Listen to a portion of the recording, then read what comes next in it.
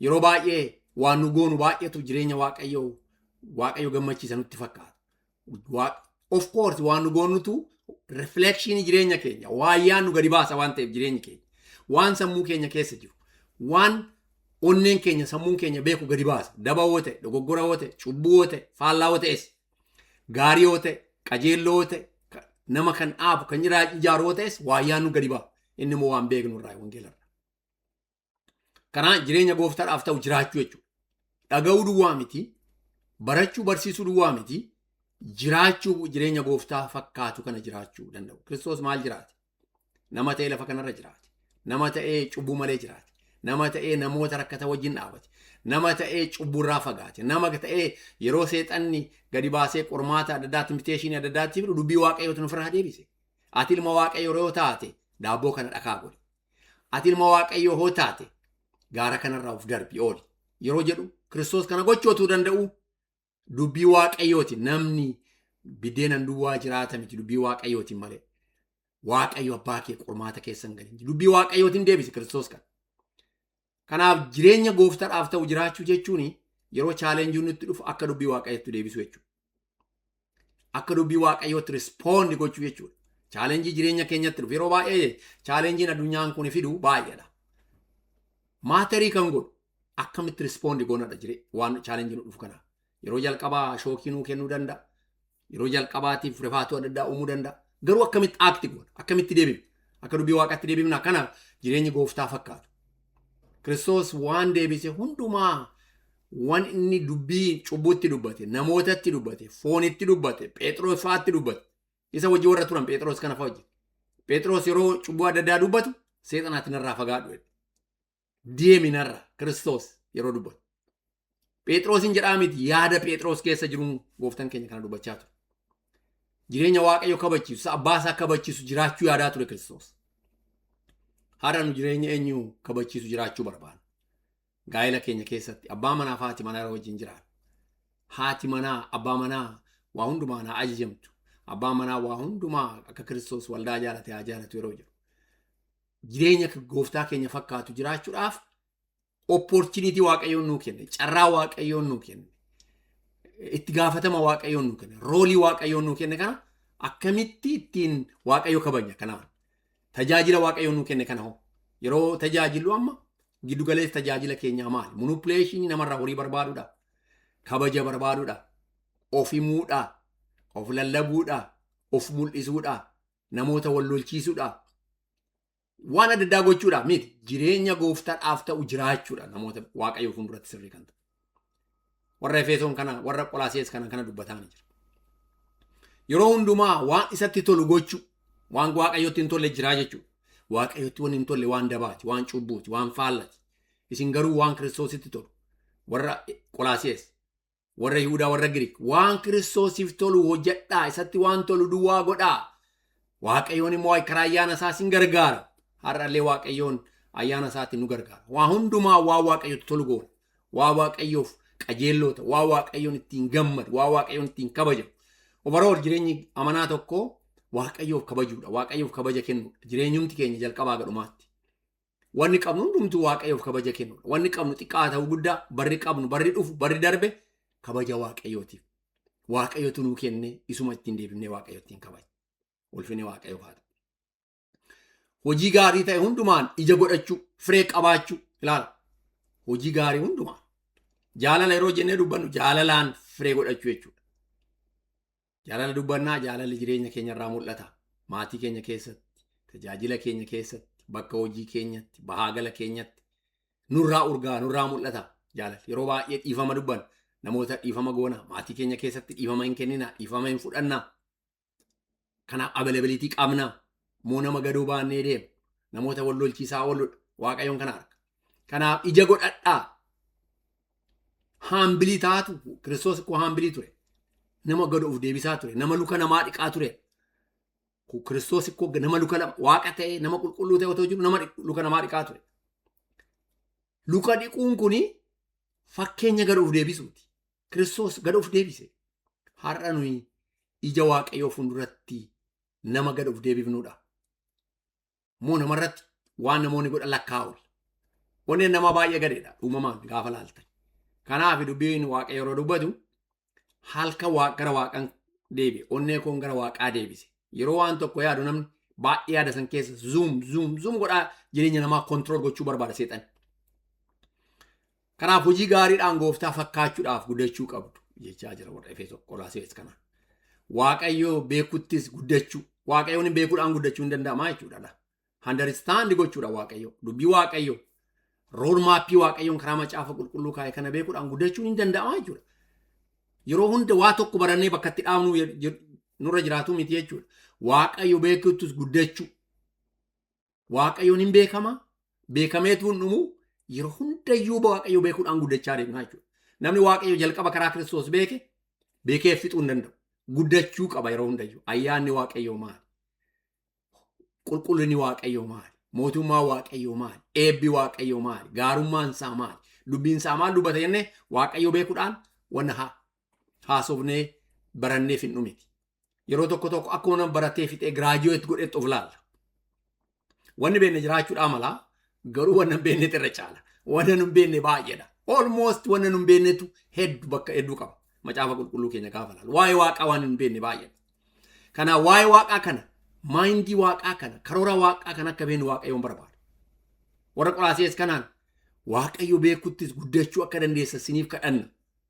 Har'allee kadhannaan walii kadhachuu qabnu kana. Waaqayyo akka beeku. Kanaaf har'a jireenya keenya namoota waa'ee waaqaa beekan tokkotu nurratti dubbii dubbatanii nu gaggeessuu barbaadu. Namoota bara dheeraa beeknu tokkotu jireenya keenya karaa barbaadetti oofuu barbaada. Nama umuriidhaan yookaan firummaadhaan yookaan karaa adda addaatiin beeknutu jireenya keenya karaa barbaadetti oofuu barbaada. Ta'uu hin danda'u. Ta'uun isirra hin jiraatu. Waaqayyo beeknee isatti guddachuudhaan yaada Waaqayyoon deemnee Waaqayyoon ija godhanna malee. Ulfinni Waaqayyoof haa ta'u. Kanaaf Waaqayyo beekittus guddachuutu nurra jiraata. Saba Waaqayyo warra baay'ee dubbii guddaan tokko wangeela beenna. Yeroo baay'ee wangeela beenna yookaan baay'ee dheennaa Kiristoos isaan beennee fayyine bari. Dhuguma Kiristoos beennee wangeelan fayyine. Garuu har'aa gan beenna. Eebbi Waaqayyoon jireenya keenya keessa gan beenna. Mootummaa Waaqayyoon nu qopheesse. Jireenya bara baraa Waaqayyoon nu qopheesse. Cubbuu Waaqayyoon irraa nu qulqulleesse. Xuraa'uma bara baraa Waaqayyoon keessaan oolche. Har'a ayyaanni Waaqayyoon nu gargaaru karaa hafuura qulqulluu hagam gadi fageenyaan beekna. Hagam Waaqayyoof galataan ittiin jiraachaa jira. Chaalenjiin nu qunnamu irraa fiigna. Achuma jiraannee ayyaana Waaqayyootiin. Achuma jiraannee gara gaarummaa Waaqayyootiin. Waaqayyo beekuudhaan. Yeroo tokko Waaqayyoon jireenya keenya irratti waan ta'u kana nurraa kaasuu danda'a. Nurraa dhabamsiisuu danda'a. Garuu Waaqayyoon yeroo tokko otoo beekuu us jedha. Yookaan immoo cal'isa. Maaliif? Waaqayyo ittiin nu guddisa. Rakkina seexanni fidu kana macaafa Roomee boqonnaa 8:28 gaafa laaltan Waaqayyo warri jaalata, warri beeka, wanni ta'u hundumtu waan gaariidhaaf. Akkamitti wanni dabaa waan gaariif ta'uu danda'a? Waaqayyo waan hadhaa keessaa waan gaarii baasa. Dhibee keessaa fayyina baasa. Jalina keessaa qajeelloo baasa. Du'a keessaa jireenya baasa. Dukkana keessaa ifa baasa Waaqayyoon. Waan arginu kana miti Waaqayyoon jireenya ittiin jijjiiruudhaaf waan seexanni fidu keessaa. Jireenya Iyyoob keessaa Waaqayyoon maal baase? Jalina namoonni hojjetan keessaa Waaqayyoon maal baase? Du'a namoonni gara namaatti fidan keessaa obboleeyyan yeroo Yoosef Yoosef gurgurame kana keessaa Waaqayyoon maal baase? Isaan dabaaf godhan, cubbuuf godhani Waaqayyoon garuu maaliif godhe? Macaafa qulqulluun isin dabaaf gootan, dogoggoraaf gootan, seexanni cubbuuf godhe, Waaqayyoon garuu waan gaariif godhe. Har'allee jireenya keenya keessatti Waaqayyo waan dabaa seexanni fide kana waan gaariidhaaf jijjiiree jireenya keenya ittiin guddisuu ittiin nu dhaabuu barbaada. Saba Waaqayyo warra Qolaasees kanatti kana dubbachaa jira. Kanaaf sini Waaqayyo beekuttis akka guddattan waan jireenya keessan keessa dhufe kana. Falaasama warra Giriik qabdan kana. Aadaa warri Hudaa qabdan kana Waaqayyoon gaarummaa isaatiif itti fayyadamee itti isin guddisa. Ittiin jireenya keessan jijjiira. Chaalenjii dhuunfaa keessatti har'a qabnu kana. Waldaa keessatti, feelooshipii kiristaanaa bakka tajaajilu, kwaayirii keessatti, barumsa keessatti, waldaa waliin bulchuu keessatti, gaggeessitoota waldaa ta'uu keessatti. Yeroo chaalenjii qabaannu kana Waaqayyoon ittiin nu guddisa. Yeroo tokko obsaan yeroo turru, obsaa waan san gaafa laallu, yeroo fudhannu Waaqayyoon jireenya keenya ittiin jijjiira. Waan ta'e hundumaa, cubbuu ta'e hundumaa, dogoggora ta'e hundumaa, jalina ta'e hundumaa liqimsinee sirriidha jennee fudhachuun nurra jiraata jechaan jiru. Wangeelli akkas waan hin jenne. Garuu Waaqayyo waan jal'in dhufe keessa hubannaa dubbii Waaqayyootiin jireenya keenya jijjiira. Har'a namarraa deebi. Kadhannaan koo akkuma dubbii Waaqayyoo dubbatu kana isiniif fi ofii oofillee dubbii Waaqayyoo hubachuudhaan Waaqayyo beekuudhaan guddachuu isa Waaqayyo beekameen dhumne isa Waaqayyo macaafa qulqulluu keessa jiru kana yeroo baay'ee macaafa qulqulluu keenya akka waan giraajiyoot goone wayiiti. Macaafa qulqulluu keenya lafa goonee namoota dhaggeeffachuuf deemna. Bara dhaggeeffachuuf deemna. Nebiyaatii maalii dhaggeeffachuuf deemna. Raajii maalii dhaggeeffachuuf deemna. Waaqayyoon gorsi macaafa qulqulluu keessatti karaa gooftaa keenya Yesuus Kiristoos nu kaa'e lakkaameen dhumu, waraabameen dhumu, dubbatameen dhumu. Eebbi achi keessa jiru lakkaameen dhumu. Ilmoo namaa dhalootatti darbaa kan deemu. Ulfinni Waaqayyoo faana. Kanaa Waaqayyo beekaa guddachuu baay'ee barbaachisaa. Waaqayyoon jal'ina namoonni hojjetan kanarra darbee deema. Namoonni kiyyoo adda addaa namaaf qopheessuu danda'u. Dogoggora adda addaa namaaf qopheessuu danda'u. Jal'ina maqaa nama balleessuu adda addaa qopheessuu danda'u. Waaqayyoon kana darbee garuu hojjeta jireenya namaa keessatti. Boleeyyan koo jireenya keessan keessatti Waaqayyoon kana hojjeta. Waaqayyo beekuu keessaniin akka guddattan Waaqayyoon barbaada. Waaqayyoon akka isa beekuun guddattan. Ilma Waaqayyo gooftaa keenya Yesuus Kiristoos beekuudhaan. Kiristoos gooftaadha jechuu duwwaa miti. Gooftaadha. Gooftummaan isaa maali? Maalirraa nu deebise? Maal moo'e? Du'a moo'e? Cubbuu moo'e? Seexana moo'e? Bara moo'e? Jireenya keenya karaarra buuse. Kana beekuun akka guddannu Waaqayyoon barbaada. Kana yeroo beennuudha dubbii Waaqayyoo jireenya keenya keessatti appilaayi ta'aa kan deemu. Ija godhachuun kan dhufu. Ija godhachaa akka deemtanillee isiniif kadhanna. Kanaaf dubbii Waaqayyoo jireenya gooftaadhaaf ta'u jiraachuu yeroo hundumaa waan isatti tolu gochuu hojii gaarii hundumaanis ija godhachuu Waaqayyo beekuttis akka guddattan isiniif kadhanna. Jireenya keessan Waaqayyo fuulduratti dhiyeessina. Jireenya keenya Waaqayyo fuulduratti karaa kanaan dhiyaatu Waaqayyoon jireenya keenya kan jijjiiru karaarra kan buusu Waaqayyo ulfinni isaa. Kanaaf kana akka barbaadan dizaayir akka gootan namni fedhii yoo qabaate malee waan tokko raawwachuu hin danda'u. Ka jecha warra Girikootaatti waan kana dizaayir gochuu barbaaduu fedhuu halkanii guyyaa Waaqayyo dubbii kee barachuun barbaada. Wangeela barachuun har'a wangeela Baabel sadii keessatti koottaa wangeela baradhaa jechuun rakkoo cimaa. Bara kana namoonni wangeela dhiisanii wangeela barachuu namoonni baay'een dhiisanii jiru. Waan xixiqqaan jiraachuu barbaadu. Namoonni faarfannaa dhaga'uudhaan jiraachuu barbaadu. Seenaa namoota adda addaa dhaga'uun jiraachuu barbaadu. Waan karaan dura ta'een jiraachuu barbaadu. Wangeela lafa goonee jirra bara kana. Karaa wangeela irraa baaneera. Seexanni nu wangeela keessaa baasuu yeroo dadhabu wangeela keenya kana nu harkaa baasuu barbaada. Yookaan nu wangeela keessaa nu baasuu barbaada. Karaa lamaaniin waan seexan hojjetu kanarraa ooluudhaaf dubbii Waaqayyoo beekuudhaan guddachuun nurra jiraata. Jaalannee dibbinee wangeela keenya lafa goonee karaan ittiin guddannu. Wangeela Waaqayyoon barreesse. Isa hafuura qulqulluun jireenya keenya keessa kaa'e. Isa jireenya namaa utubee qabu. Isa ayyaana Waaqayyootiin jireenya keenya keessatti dhangalaafame kan. Isa baay'ee ta'e kan.